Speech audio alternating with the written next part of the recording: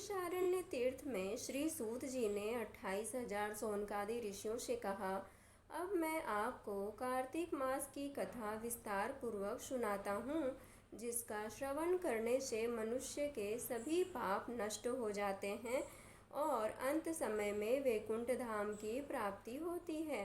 श्री सूत जी ने कहा, भगवान श्री कृष्ण जी से अनुमति लेकर देवऋषि नारद के चले जाने के पश्चात देवी सत्यभामा प्रसन्न होकर भगवान श्री कृष्ण से बोली, हे प्रभु, मैं धन्य हुई, मेरा जन्म सफल हुआ। मुझ जैसी त्रिलोक्य सुंदरी के जन्मदाता भी धन्य हुए, जो आपकी 16,000 स्त्रियों के बीच में आपकी परम प्यारी पत्नी बनी। मैंने आपके साथ नारद जी को वह कल्प वृक्ष आदि पुरुष विधि पूर्वक दान में दिया, परंतु वही कल्प वृक्ष मेरे घर लहराया करता है। यह बात मृत्यु लोक में किसी स्त्री को ज्ञात नहीं है। हे त्रिलोकीनाथ, मैं आपसे कुछ पूछने की इच्छुक हूँ। आप मुझे कृपया कार्तिक महात्म्य की कथा विस्तार पूर्वक सुनाइए, जिसको सुनकर मेरा हित हो और जिसके करने से कल्प पर्यंत भी आप मुझसे विमुख न हो। श्री सूत जी आगे बोले, देवी सत्यभामा के ऐसे वचन सुनकर भगवान श्री कृष्ण ने हंसते हुए देवी सत्यभामा का हाथ पकड़ा और अपने सेवकों को वहीं रुकने के लिए कहकर विलास युक्त अपनी पत्नी को कल्प वृक्ष के नीचे ले गए। फिर हंसकर बोले, हे प्रिय, 16,000 रानियों में से तुम मुझे प्राणों के समान प्यारी हो। तुम्हारे लिए मैंने इंद्र एवं देवताओं से विरोध किया था।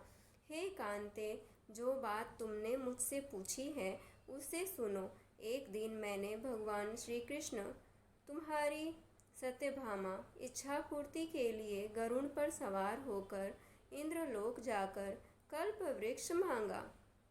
इंद्र द्वारा मना किए जाने पर भी इंद्र एवं गरुड़ में घोर संग्राम हुआ और गोलोक में भी गरुड़ जी गौओं से युद्ध किया। गरुड़ की चोट से उनके कान एवं पूंछ कटकर गिरने लगे, जिससे 3 वस्तुएं उत्पन्न हुई। कान से तंबाकू, पूंछ से गोभी और रक्त से मेहंदी बनी। इन तीनों का प्रयोग करने वाले को मोक्ष नहीं मिलता। तब गौओं ने भी क्रोधित होकर गरुड़ पर वार किया, जिससे उनके 3 पंख टूटकर गिर गए। उनके पहले पंख से नीलकंठ, दूसरे से मोर और तीसरे से चकवा चकवी उत्पन्न हुए। हे प्रिय, इन तीनों का दर्शन करने मात्र से ही शुभ फल प्राप्त हो जाता है।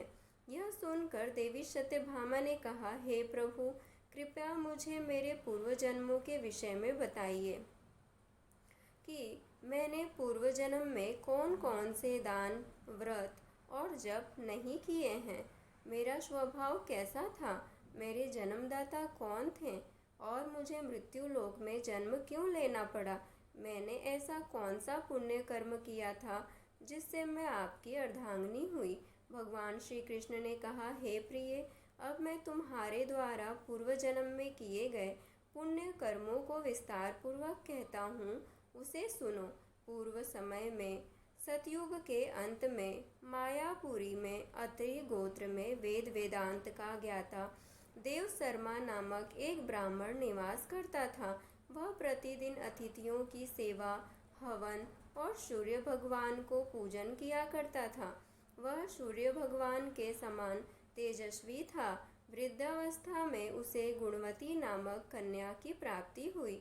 उस पुत्रहीन ब्राह्मण ने अपनी कन्या का विवाह अपने ही चंद्र नामक शिष्य के साथ कर दिया। वह चंद्र को अपने पुत्र के समान मानता था और चंद्र भी उसे अपने पिता की भांति सम्मान देता था।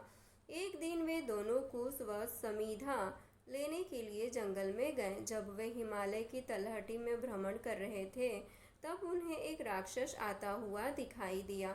उस राक्षस को देखकर भय के कारण उनके अंग शिथिल हो गए और वे वहां से भागने में भी असमर्थ हो गए। तब उस काल के समान राक्षस ने उन दोनों को मार डाला। चूँकि वे धर्मात्मा थे, इसीलिए मेरे पार्षद उन्हें मेरे वैकुंठ धाम में मेरे पास ले आए। उन दोनों द्वारा आजीवन भगवान सूर्य की पूजा किए जाने के कारण मैं दोनों पर अति प्रसन्न हुआ। भगवान गणेश जी, भगवान शिव जी और भगवान सूर्य व देवी, इन सब की पूजा करने वाले मनुष्य को स्वर्ग की प्राप्ति होती है। मैं एक होता हुआ भी काल और कर्मों के भेद से 5 प्रकार का होता हूँ। जैसे एक देवदत्त, पिता, भ्राता आदि नामों से पुकारा जाता है। जब वे दोनों विमान पर आरूढ़ होकर सूर्य भगवान के समान तेजस्वी रूपवान चंदन की माला धारण किए हुए मेरे भवन में आए तो वे दिव्य भोगों को भोगने लगे।